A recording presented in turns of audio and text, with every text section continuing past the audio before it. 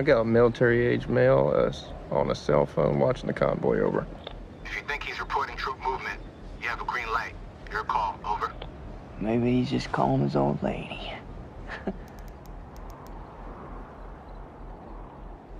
He stepped off.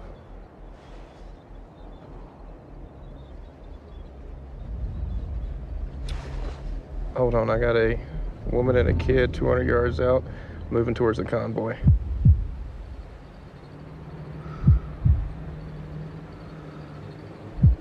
Her arms aren't swinging, she's carrying something.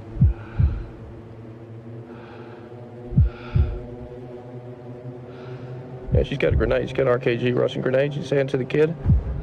You say a woman and a kid? You got eyes on this? Can you confirm? Negative. Your call.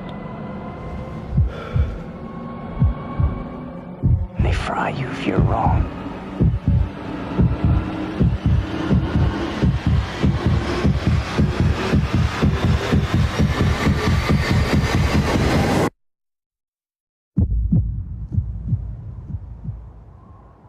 Hello everybody, this is Austin. We're doing a review called American Sniper. My guest is Taylor Jackson and Yolanda. What's your remarks on the trailer?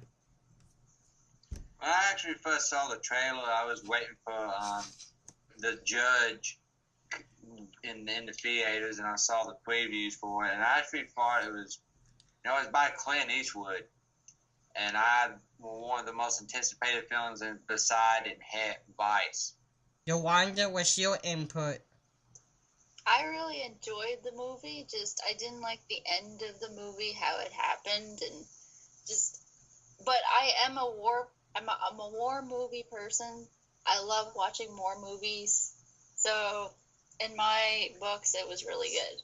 So yeah, back to the point with Clint Eastwood. Clint Eastwood, by far the best actor and producer of this movie, because let's face it, Bradley Cooper did a great job portraying a war veteran. It was based on a true story, and it's a really good movie. Like, I actually had some tears in my eyes. It was funny, and then it had some serious moments, which is considered as a good movie when you've got a little bit of different reactions towards the movie throughout the whole thing.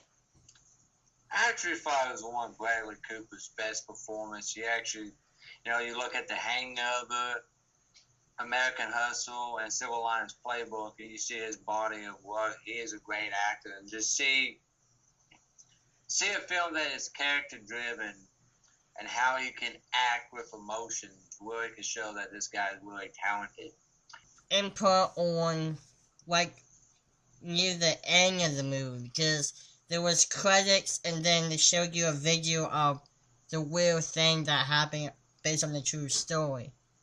Basically, I just saw it, just look at it actually like a little short documentary showing what happened.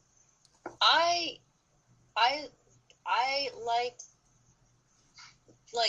when near the end there, when somebody had passed away, let's just say, but then the second person near the end, I didn't quite get why it happened so fast right near the end of the movie, and then they just showed a whole thing at the end. Because that's how the guy actually died in real life. It's kind of weird and sad, and this is it's such a clusterfuck to think about, but if you really think about in life in general, this is how things actually do happen to some people in life, that they can go through life and be in the most weirdest situations that they should have been dead, and they die in the most weirdest ways when you least suspect it to happen. He should have been dead numerous of times fighting a battle, but he always made it out 4 tours. Then he's trying to help a veteran, and he dies like that. You think about it. You really think about it. Things like that does happen in real life.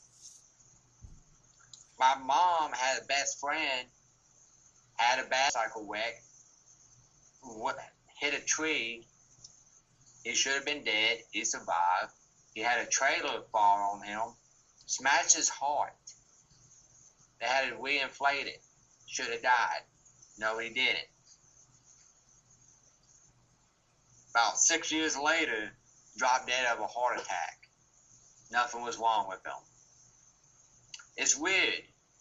If any of y'all get the concept of what I'm trying to say, like it's very it's very weird when you think you should have been dead at a certain time in a situation.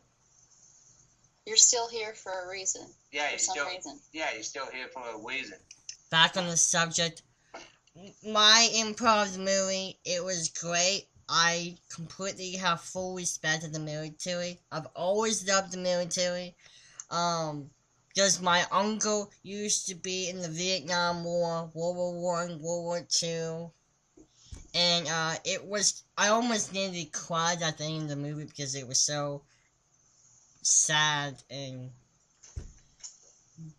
good graphics and stuff. But before that, Bradley Cooper has probably made the best movie of all time, with Clint Eastwood being the producer. They have so many nominations for awards. It made over $90 million so far. Probably is more than that now. But anyhow, that's pretty much sums it up for me. Any other thoughts, Taylor, or Yolanda? I actually thought Clint Eastwood knocked it out of the park. What rank would you put? I'm gonna give it 8.5 stars. Mine would be 10. I would give it a 10 too as well. Okay. That sums up the show. Thanks for listening, listeners. Thanks for being on the show, Yolanda and Taylor Jackson. You're welcome, buddy. Thank you for having You're us. welcome.